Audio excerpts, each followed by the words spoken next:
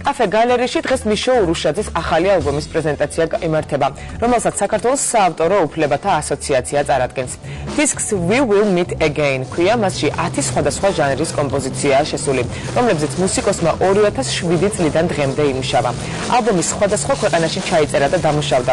პრეზენტაციაზე მიშო ურუშაძე და მისი მეგობრები ალბომს ცოცხალი შესრულებით წარმოადგენენ. შესრულდება ძველი კომპოზიციებით. პრეზენტაცია კაფე გალერეში დღეს 20 საათზე დაიწყება. ხოროდი ამსტერდამში, ჰოლანდიაში და იქ მოღვაწეობდი, სწავლობდი იქ და იქ მოღვაწეობდი და ამიტომ ჩაიწერა იქ ძირითადი ნაწილი ამ სიმღერების და კომპოზიციების, რაც შედის ამ ალბომში, იქ არის ჩაწერილი რა. ჩემი ქალა მეგობრებთან ერთად, მუსიკოსებთან ერთად და მე ისე იყო რომ სულ რაღაცით ეს იდეების თვალსაზრისით და იქ დავიწყე ამაზე მუშაობა და დავამთავრე აქ.